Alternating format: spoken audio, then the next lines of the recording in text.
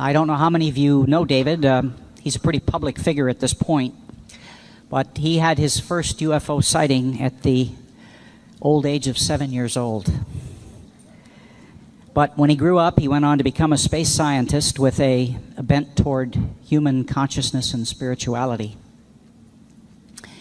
David has been public in the UFO field and the UFO connections to all of this since about 2000.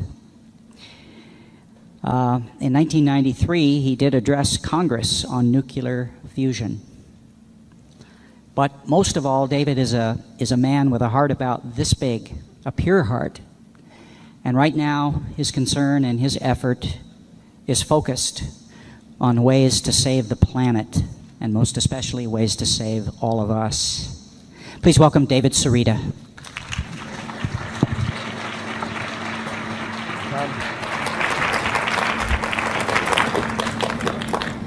Am I plugged in? I'm plugged in. Well, I wanted to start by saying thank you for all of you to lend your minds and your ears. And it's like being in UFO University here. You know, for 7 days, you're taking all these courses, and they're really long, and you guys have this incredible ability to have such a long attention span and focus on very concentrated work. And I wish we could abduct all the members of Obama's Congress and make them come to the UFO Congress for the full week, and then they'll know the truth.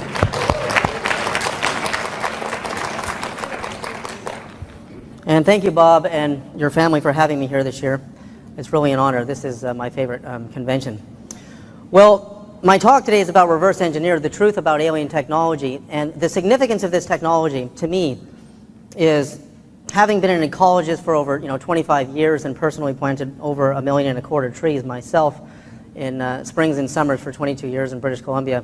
I also worked in nuclear fusion for 10 years, and I was around Nobel Prize winners like Murray Gell-Mann, Glenn Seaborg, who chaired the Atomic Energy Commission. And we were working towards the goal of environmentally clean fusion energy and had huge barriers at the congressional level. Even despite signatures from dozens of Nobel Prize winners, we couldn't complete the project and get all the funding. And so that all ended. I went on to bomb detection, landmine and bomb detection for Department of Defense, and before 9/11. And so I got a lot of experience in the field of physics detection. And meanwhile, in the background, I spent 6 years talking to NASA's top scientists. I got to know a lot of them through my various jobs and had a dialogue with them about UFOs. In fact, I saw my first UFO at Berkeley in 1968. I was 7 years old. And let's just fast forward here to what I looked like at 7. Where am I here? There I am. And what happened as I was walking home from school is there's this flying saucer, and there's a pandemonium of excitement. People were pointing up at the sky and looking at this thing. And what happened to me that day was that, after watching this thing for a full 20 minutes, and it looked like the Billy Meyer ship, if all of you know what Billy Meyer was, down low near the campus. This was the time during the riots, the big movements against Vietnam, and my father was getting his PhD in psychology. And right up on the hill, unbeknownst to me, was Lawrence Berkeley National Lab, where decades later I would have lunch with Glenn Seaborg, who chaired the Atomic Energy Commission under Kennedy, Johnson, and Nixon, and tell him that I saw a flying saucer there. So we had some discussions about it. So, cameras back then were better than digital cameras today. There are a lot of qualities in these old cameras. So what I want to start with now is I actually ended up quite recently scouring the many 2,700 pages of the FBI FOIA Rio X files under J. Edgar Hoover, and I found something I don't know how many people were aware of, but many children were test flying toy flying saucers that were using anti-gravity on July the 8th and the 9th of 1947, the same day as the Roswell crash. And these saucers really flew. So let's play video clip number 1, please.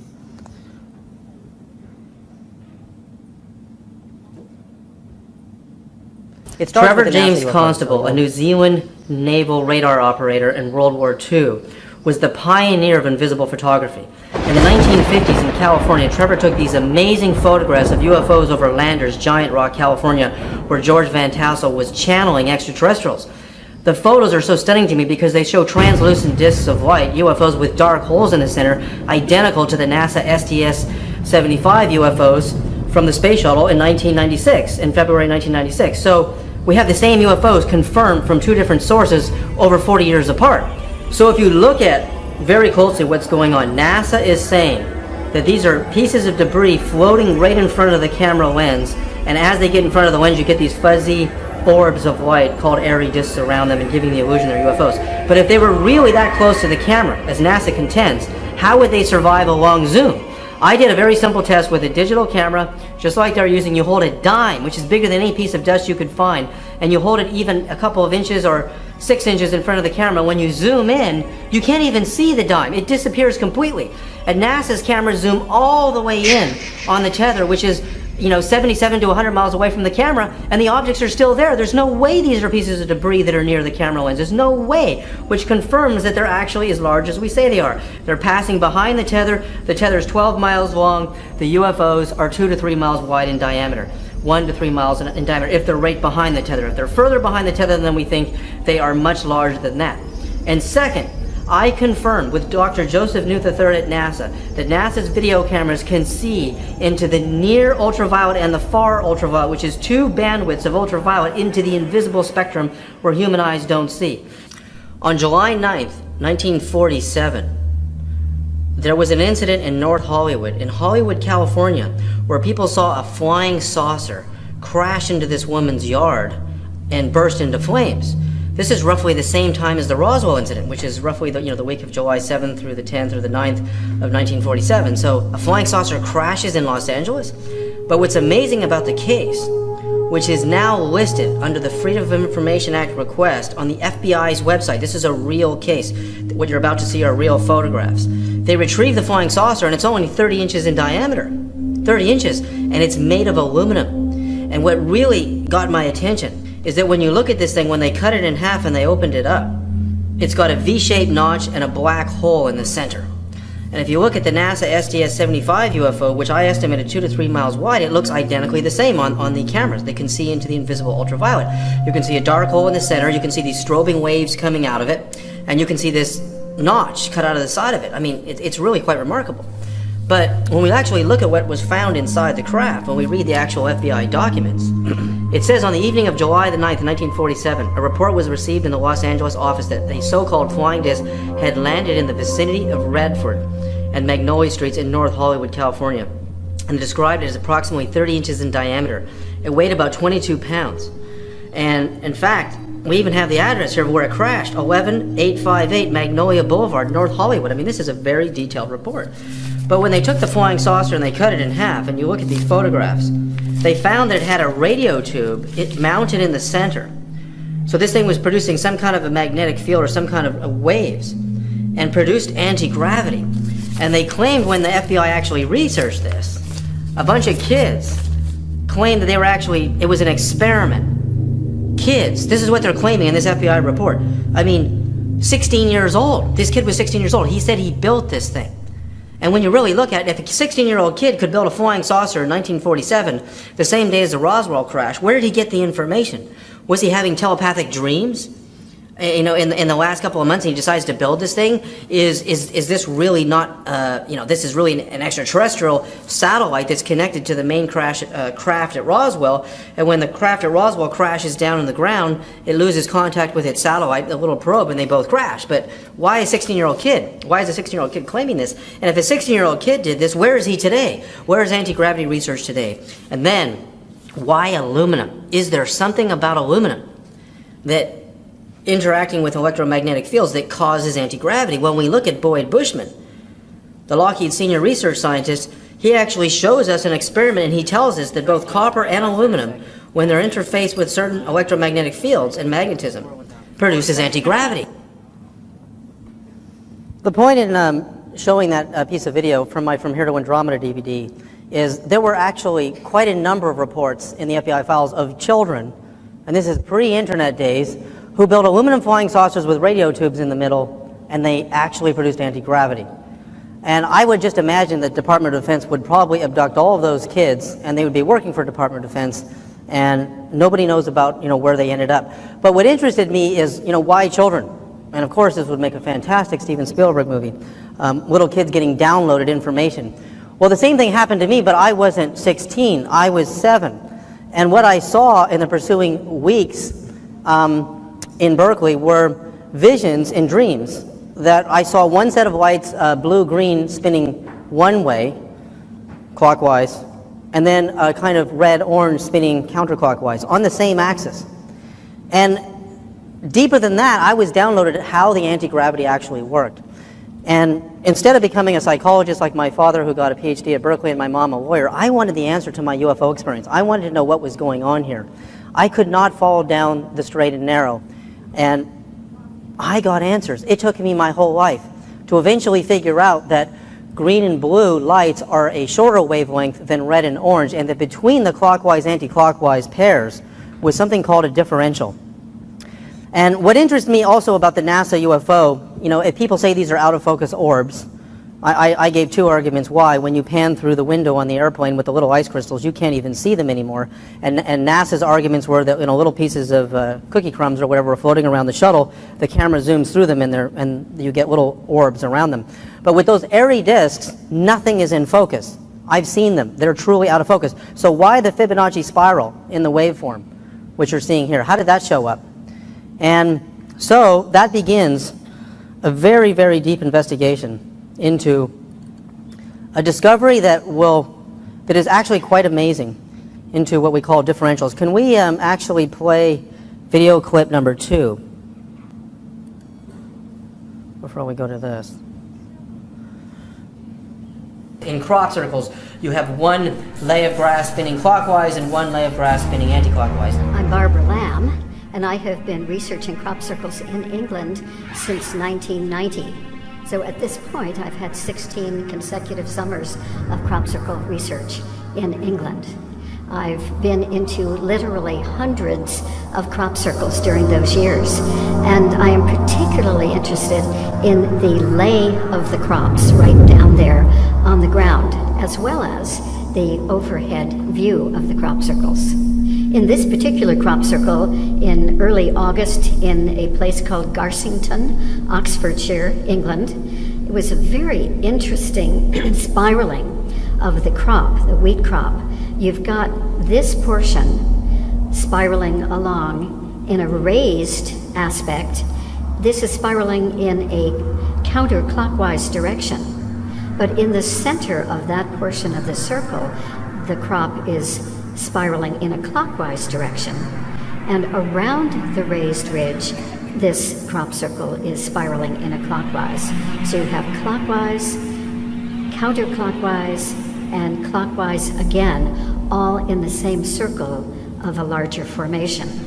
In this crop circle, formed the night of July 27th, 2005, at a place called Avebury Manor in Wiltshire County, England, was this extraordinary formation, which is called a quinquux or quintuplet formation, with the center circle and the 4 satellite circles, and even more satellite circles, all in very even proportion. The extraordinary feature about this on the ground is that in the center circle, the wheat is laid perfectly evenly in a clockwise direction. However, there's also a band of other circles laid within that very same circle, and these 19 circles are laid in a counterclockwise direction. In that same center circle, the band, or the row of counterclockwise circles, is depicted here with details counterclockwise, counterclockwise, counterclockwise, and so on all around in this extra band of counterclockwise circles within the clockwise larger circle. If we look at this first crop circle, we can see that this literally looks like a flying saucer. I mean, it's disc shape, it has this three-dimensional quality, and as we look inside of it, we can see it's almost as if a lid is lifted off the top of the saucer to reveal what is inside. I believe, after studying the effects of subatomic particles in bubble chambers, that we are seeing a language in crop circles that is reminiscent of quantum physics. That the language is actually teaching us how to transform mass, cancel out gravity, produce anti-gravity, and eventually travel faster than the speed of light to visit other star systems. I literally believe that that's what the message is.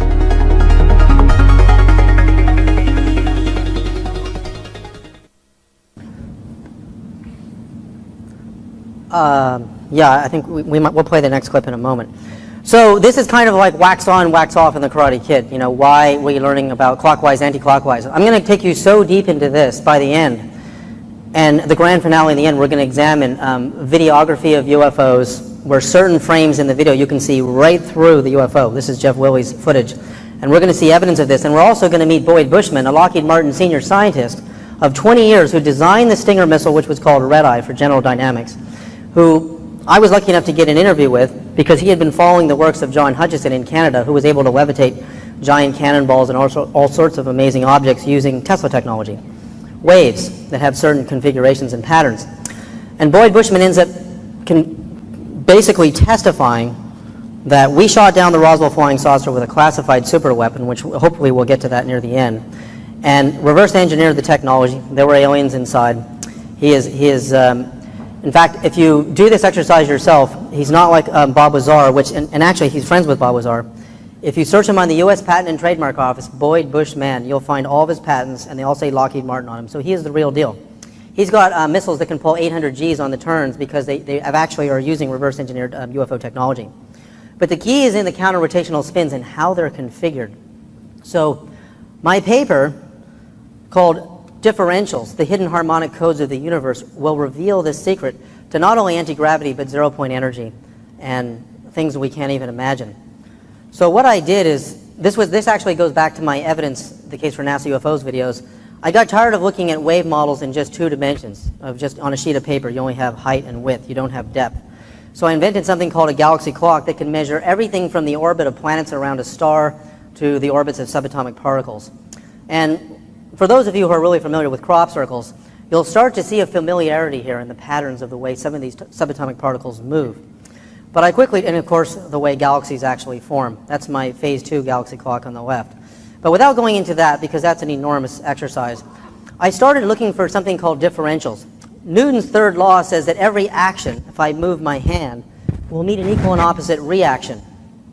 And I didn't believe that, having studied quantum mechanics and physics for over 20 years now, that there had to be something called differentials, which are vibrations that are leftover energies when 2 forces compete with each other. In fact, if you draw a circle clockwise with your hand, this actually looks counterclockwise to you because of where we're facing.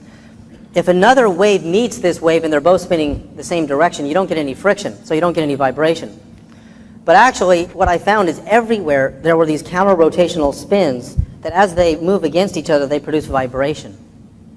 And this is a NASA 3-dimensional model. This was actually a movie of our Earth and some of the hidden fields.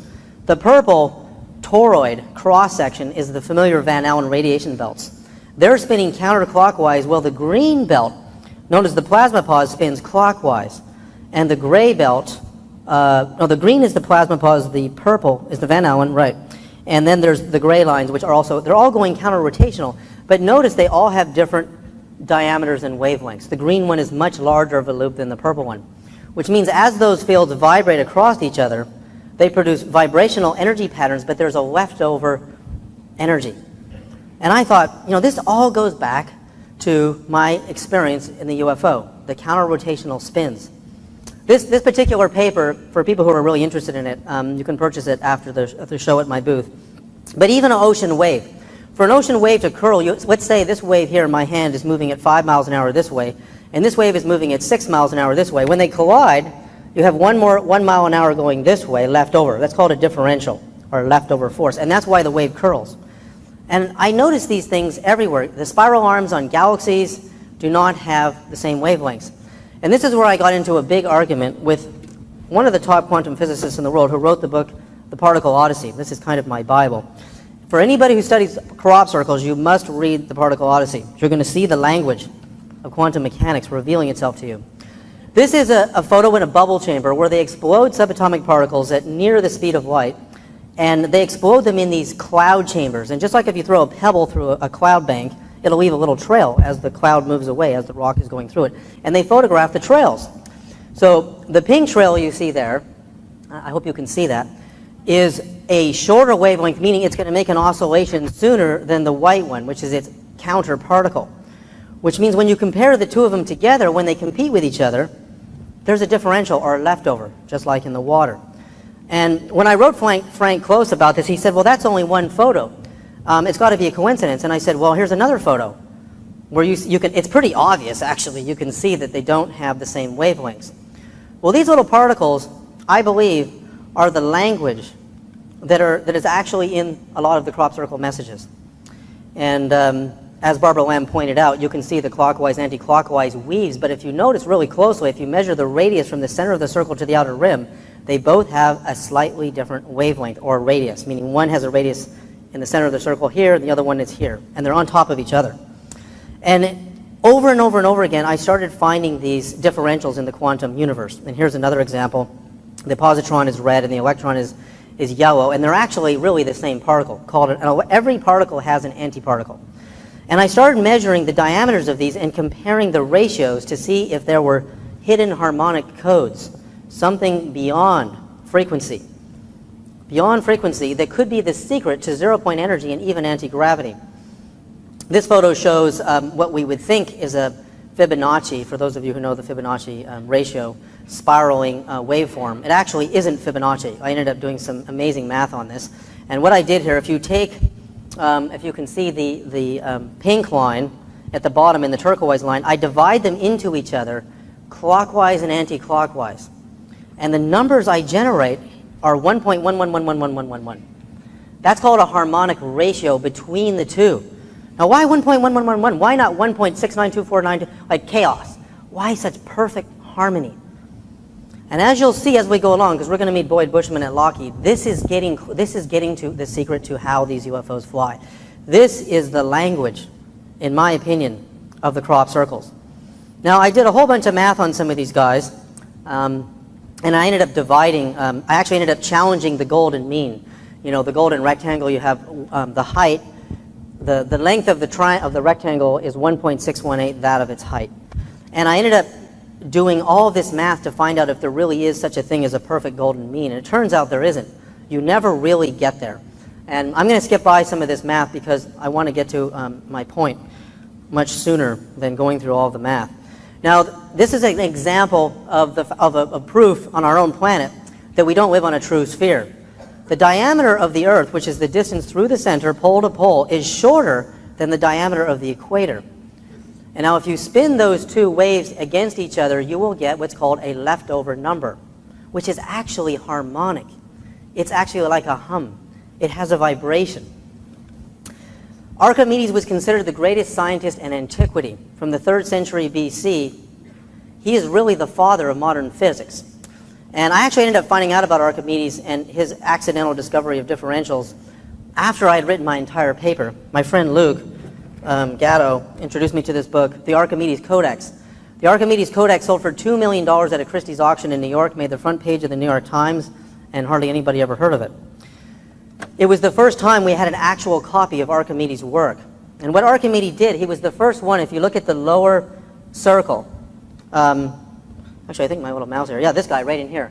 From the radius, from the center of the circle to the perimeter, he was the first one to define the inner and the outer circle. If you look at E is the outer circle radius, and then if you look at Z, it's the inner circle radius, but he didn't put it in a differential language. And what interests me about Archimedes is he tries to do something called squaring the circle. He takes your half a circle and he fills it with infinite triangles. If you look at the arc on the bottom, he just packs triangles, and what's amazing is he opened something called infinities, that a circle could never be squared. No matter how many triangles you packed into the tiniest spaces, there would always be something called a leftover space, towards infinity. I was so excited because I realized I knew what this was. This was a differential. And Archimedes is actually the father of pi, which of course we take the diameter of a circle times pi, and we're supposed to get the circumference of the circle. I'm going to show you an amazing mind puzzle. Because Archimedes admitted that pi was, let me just find it here, was smaller than that of 14,688 in ratio to 4,673.5, but greater than that of 6,336 to 2,117. These are harmonic ratios. He couldn't resolve the circle. And this what I'm about to show you is an incredible mind puzzle. You draw a line with any thickness, and you realize that my line is 100 centimeters long on both sides, And you can do this at any length you want, and you will not be able to, this is a real trick to solve. As soon as I make a circle out of it, I have an inner and an outer circle. You're going to understand how this relates to crop circles and UFOs very clearly. Now, when I measure the inner and the outer circle radius, and I multiply that by pi, 3.14, etc., I get two different numbers. But I started with the same number on side A and B. How the heck did that happen? How do you solve this problem? Why did the inner circle have a shorter length than the outer circle? Well, this all goes back to Archimedes. No matter how small I draw my line and I make a circle out of it, I'm always going to have an inner and outer circle. And what we find is in the invisible, even looking at our planet that looks like a sphere, if you include the invisible waveform around the planet, there is no such thing as a sphere that doesn't have an opening to allow energy to come into the circle and to leave the circle.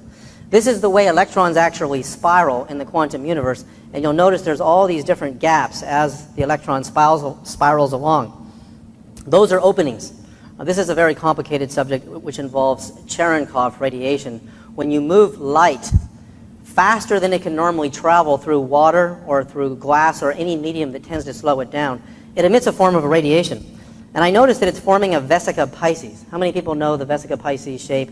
When two spheres come together, in the space between, you get the shape of a fish, or the vesica Pisces. And that's proof that actually there are two waveforms at work here to produce this shape. So this is actually what a true circle should look like, with a little opening at the top. And in the background, you can actually see the spiraling motion of electrons. So when you look at any shape, a square, a cube, or the spiraling motion of the way electrons spin around protons on the left, you now have this awareness of the inner dimension of the circles and the loops and the outer. And that between them, there's a harmony that produces what are called differential vibrations. Even if we look at a sine wave on the left, or the radius from the center of an atom to the outer rim of it, we can see there's something that no one else has ever seen. Now this is, for those of you who like crop circles, this is really going to come slamming together. This is my swimming pool. And there's more going on in your swimming pool than you can possibly imagine, which you're going to see here. There was nobody in the swimming pool that day, and my wife Crystal and I started to notice these little bubbles and spinning vortexes on the bottom of the pool, and there's no wind, and it's very smooth. And I went, oh my God, look what those things are doing. So let's start by playing. First, I'm going to show you the movie. And in the movie of the vortex, which is only 1 minute, remember the crop circle has the counterclockwise right on top of each other. You'll see the black spiraling like Milky Way galaxy spinning counterclockwise. And over time, you're going to see a bright radial line spinning clockwise right on top of it. And then it's going to start forming sacred geometries in the differential space. So can we play a water vortex, please?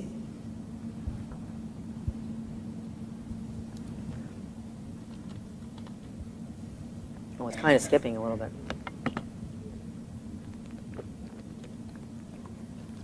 Now look at 9 o'clock.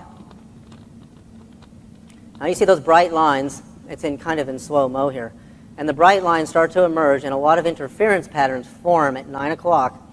Don't worry, I'm going to show you this frame by frame. And right on top of the counterclockwise, we'll start to see bright lines that will be spinning clockwise.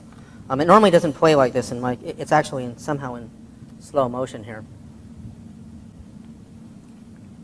Now there's your bright radial lines now forming at 9 o'clock, and actually it's hard to see the way it's framed like this, but it's almost over. I'll show you the still images. Yeah, okay. Let's go back to the slideshow. So the first thing I noticed is, of course, you see the spiraling. It reminds you of the Milky Way galaxy kind of spinning, and you have this kind of black hole, effect in the middle. And if you look right around here, you'll notice the colors, a little bit of the rainbow. Wormholes are not feasible. They're pie-in-the-sky physics. A wormhole requires the negative energy, a negative energy deficit of 100 million suns for an entire year. There are 100 million suns in the Milky Way galaxy. These bright radial lines start to emerge, and I get little wiggles right here at 9 o'clock, and that's where things start to get really amazing. We see the beginning of a vesica Pisces, and this is a vesica Pisces. When two spheres come together, you get this new shape in the middle. And there are many physicists who believe in sacred geometry, professionals, that the Big Bang actually was not a single sphere, but two spheres that formed the vesica Pisces and created the universe. Now suddenly, if we look at the previous image, look how smooth the edges of the black hole are here, but then our clockwise wave jumps out and starts wiggling and producing interference patterns right here at 9 o'clock. You're not going to believe what's going to happen over time here. Now we're starting to see hexagonal, not a circle, slight hexagonal lines, and we got a baseball diamond in the middle. And we got blue light over here and kind of warm light over here, which is interesting. Now we get a full Vesica Pisces that suddenly emerges on the seventh slide. And it's interesting to note that a Vesica Pisces, height by width in here, this is the height and the width, the ratio is 265 to 153. Jesus caught 153 fish in the Gospel of John 21:11. Why 153? Is he speaking in a language of harmonic differentials? Because we know the fish emerges out of the shape of the Vesica Pisces. If the tail was up here, here's the body of the fish. Why 153 fish? Why not just 150?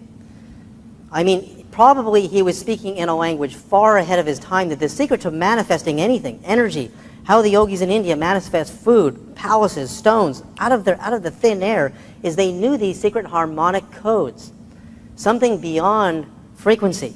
Harmonic codes are when different frequencies come together, counter-rotational to each other, and they vibrate in sets in perfect harmony.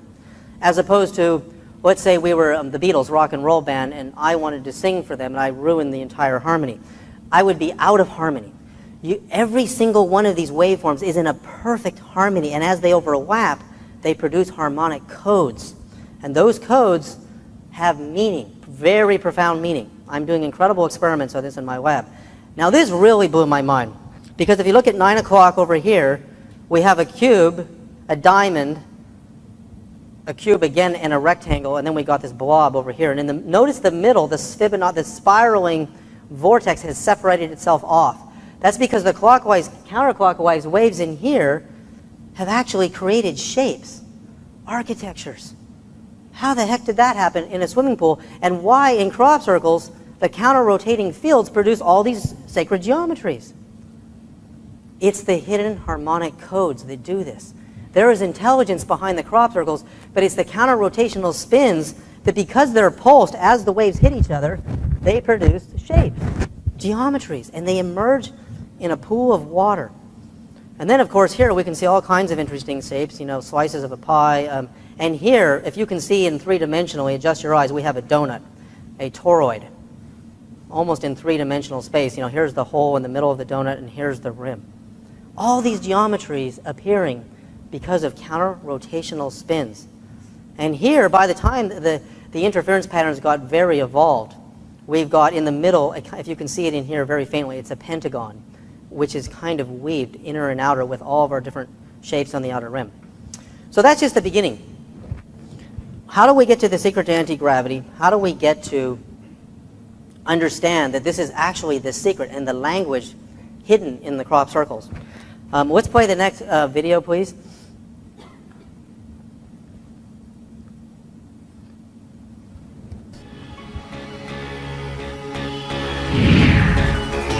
Wormholes are not feasible. They're pie-in-the-sky physics. A wormhole requires the negative energy, a negative energy deficit of 100 million suns for an entire year. There are 100 million suns in the Milky Way galaxy, our whole galaxy. You have to extract all of their negative energy for a whole year to make one wormhole big enough to fit a quarter through. What civilization is going to access all of that energy to make one wormhole to fit a quarter through? And if you want to fit your whole body through the wormhole, and then your whole family, and teleport to another dimension, you're going to need the negative energy of multiple galaxies. This is not how they are doing it. This is like a caveman banging his head against the wall and saying, I'm going to get through the other side of that wall if I have to smash my way through it. Wormholes don't work. Wake up, people. You have to find out how this is happening. We have to find out how to get to Andromeda, and we're never going to get there with drawing pictures of wormholes and telling ourselves that we have to attain the negative energy of hundreds of millions of suns. This is not how they are doing it. They are doing it by transforming the mass of their spacecrafts, and they're getting out of space.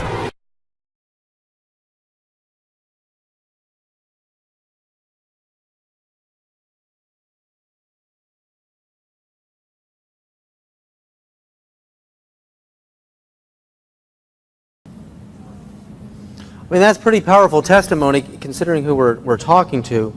To clarify, his friend is a Navy doctor who treated the young pilot who was given the orders in a post-World War II environment. We didn't know if they were the Japanese, the Russians. We didn't know who they were. We didn't know they were aliens. But if you follow the FBI files, you'll find there were sightings all over this country after the war. And we didn't know of who they were. Russians, Germans, China, we don't know. So this young pilot shoots it down, and he's being traded for radiation burns. And the Tesla death ray, which was, according to Tesla, could melt an aircraft engine from 250 miles away, was very advanced at that time and is obviously the weapon that was used, but you can't even imagine what we have today. I'm not even allowed to talk about it.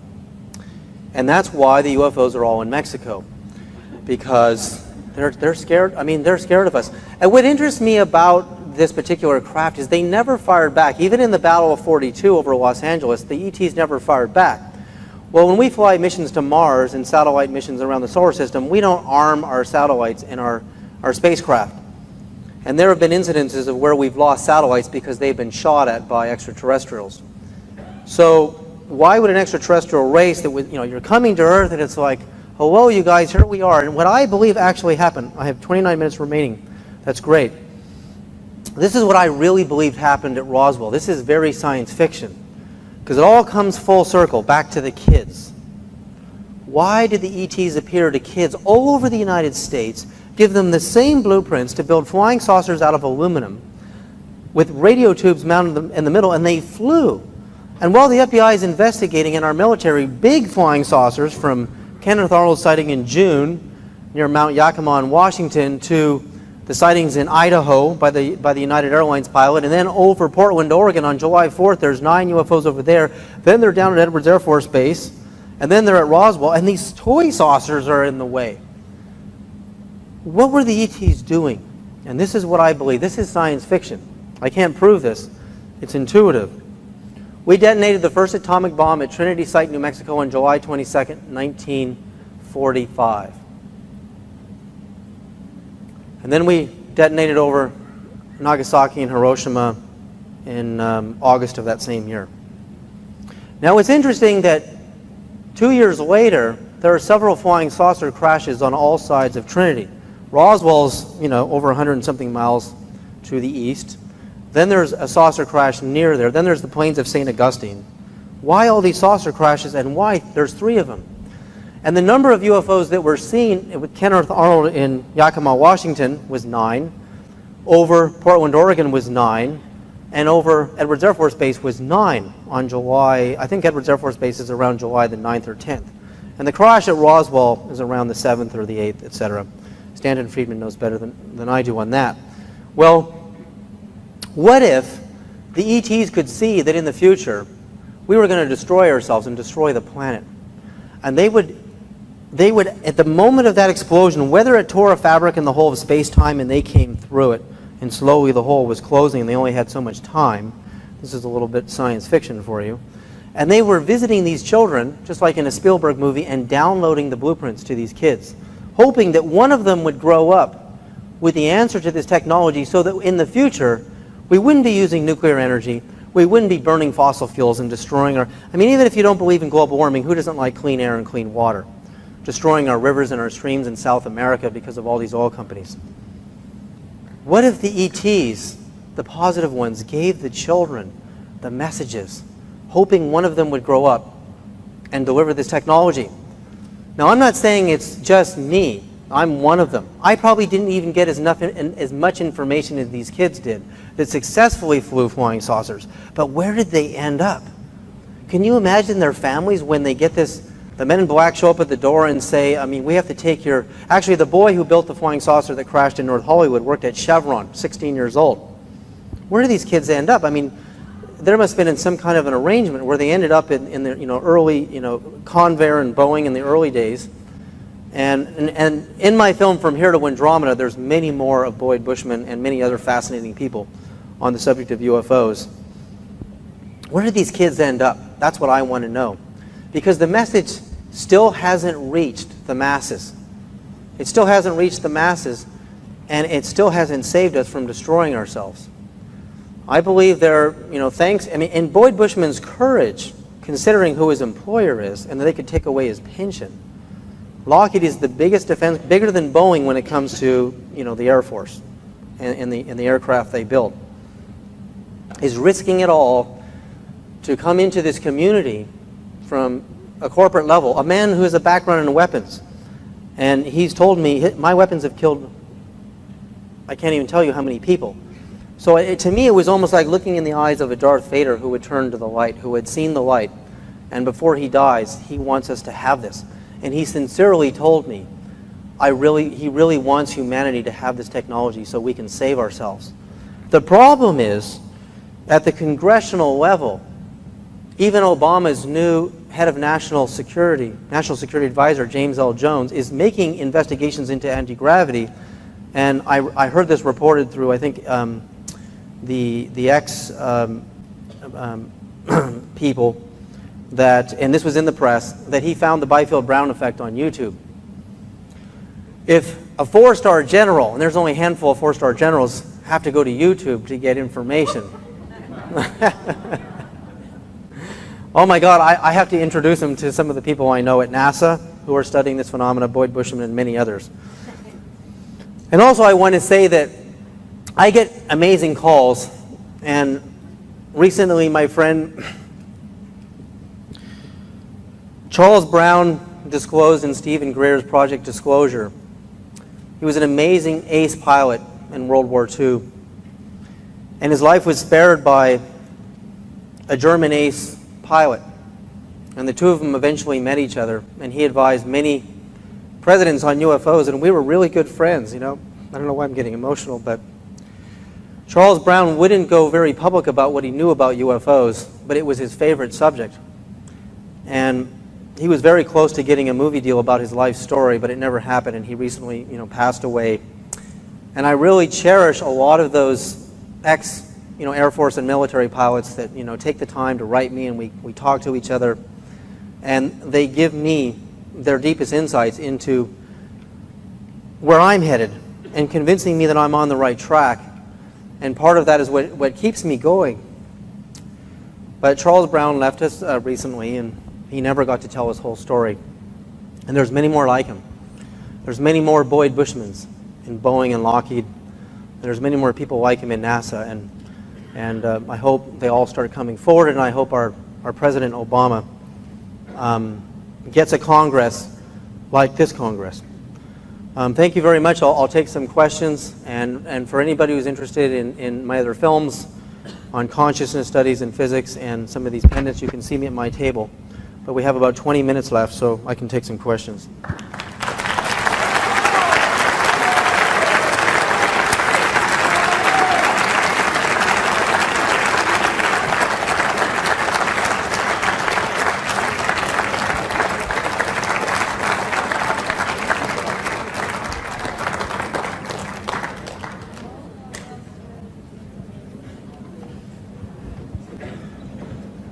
You got sound?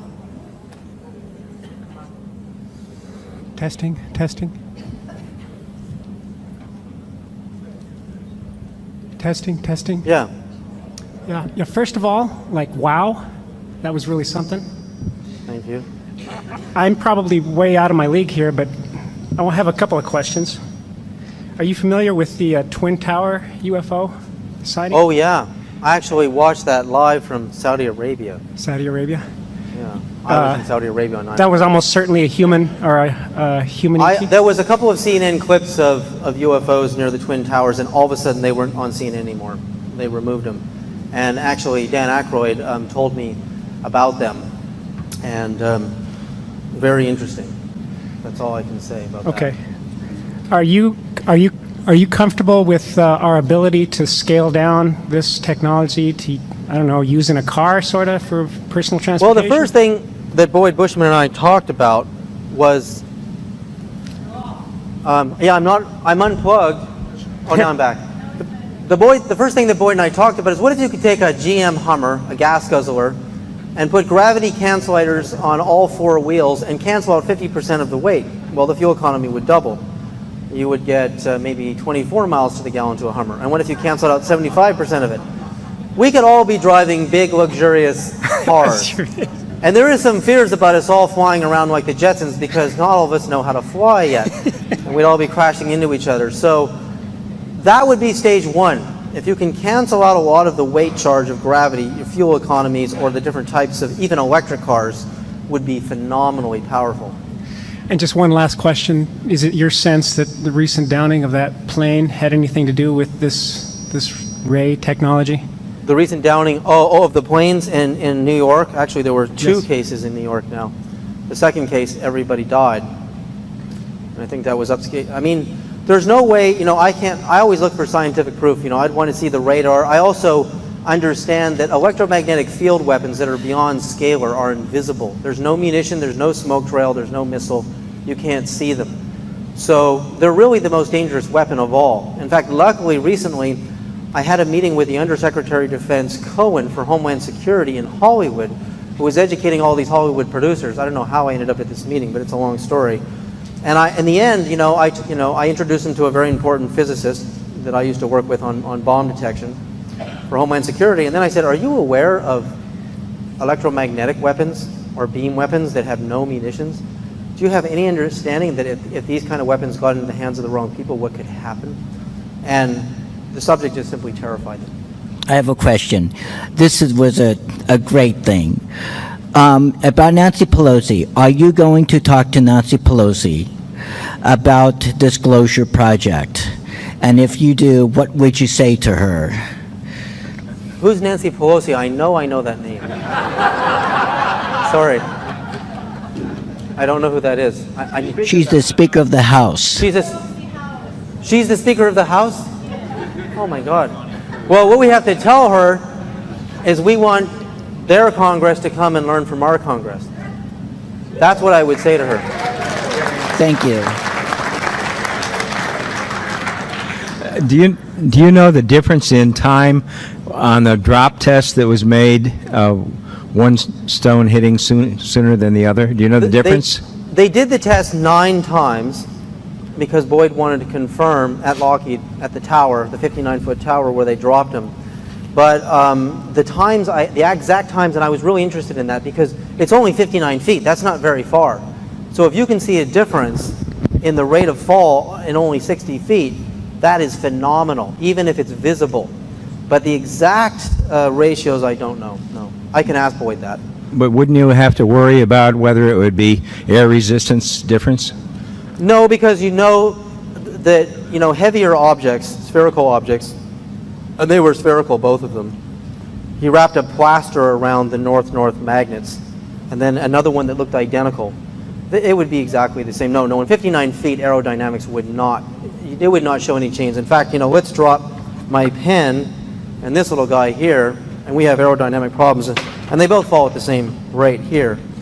And on the moon, the feather fell at the same rate as Yeah, I understand that. Yeah. Thank you. You seem to have linked some of this energy here with the crop circles.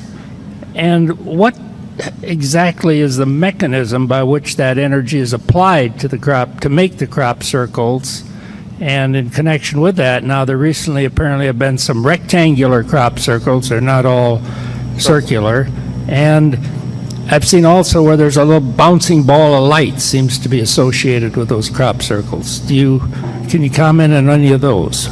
Well, firstly, I rarely talk about this, but I've had encounters with the spheroids right in front of me. I've actually seen them. And I was talking to Bob Brown about this last night, actually before I go there. Remember the test in the swimming pool?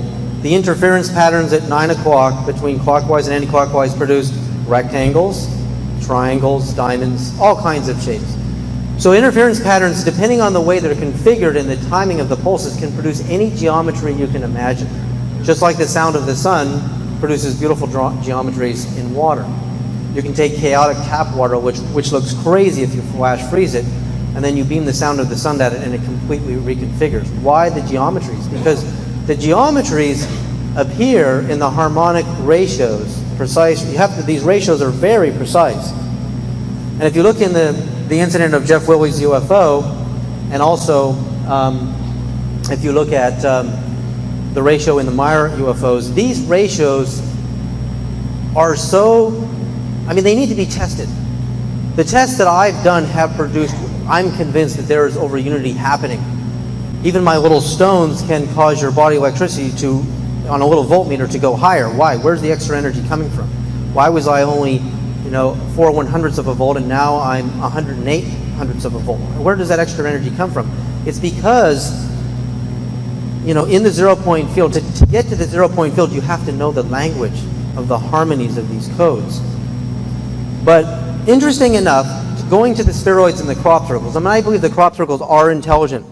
W.C. Levengood shared his paper with me, and he's convinced there are electromagnetic waves that are coming from space somewhere. Whether they're satellites or not, he doesn't know. Whether they're ETs, he doesn't know. Are producing the geometries in the fields and causing the grass to heat and bend at the nodes.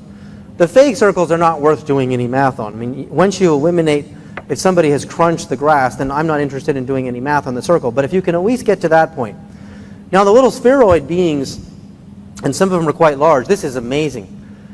Gary Schwartz, a Harvard-Yale psychiatrist who's in my film The Voice, has the most advanced consciousness studies lab in the nation at the University of Arizona at Tucson. And this is an amazing experience because, one night I went to bed really early, like 9 o'clock, and my wife was just talking to some very positive extraterrestrials. And I had no idea what she was doing. I woke up in the middle of the night, and because I feel this static in my body before I see ghosts and beings. I actually see them three-dimensionally because I've been meditating every day for 30 years, and these things happen when you do this meditation practice.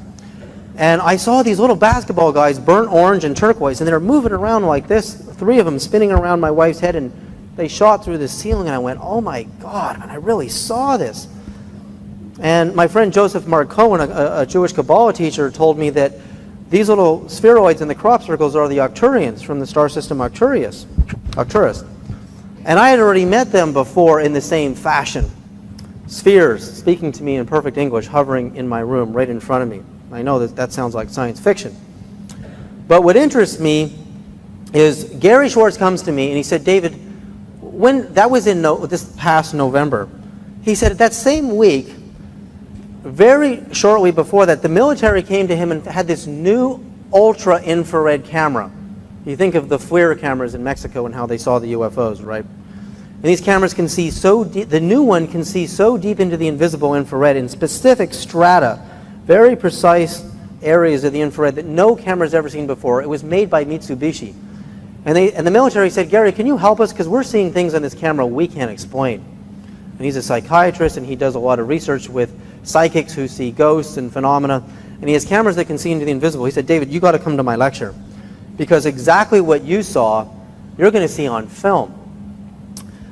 A woman who was a trance channeler who was communicating with extraterrestrials, they filmed her with this ultra $700,000 camera, and all of a sudden, not like the two-dimensional orbs you see in the digital cameras, this thing looked like a basketball.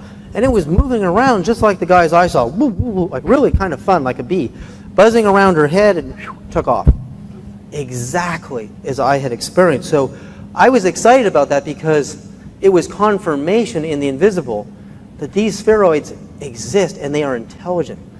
And we've all seen, if anybody have seen the good crop circle movies, we've seen the evidence that the little orbs of light can even appear in the daytime, and they're probably making the circles.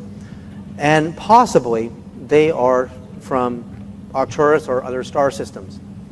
So that's my answer to that question. Now, Gary Schwartz, and Bob and I were talking about this last night at dinner. It's very interesting that what if a lot of these consciousness researchers, which we have at Princeton University, the Global Consciousness Project, now this is really interesting. Random event generators are placed all over the planet, and for 20 years they've been testing these things, and they get precognitive signals. They got a signal on 9/11. They produced non-random, coherent numbers moments before 9/11. These random generators can sense the Earth's aura. Remember what I showed you in the math today? Coherent versus random numbers. What do coherent numbers mean? They mean harmonies, synchronicities. Something is about, there's a meaning to these numbers.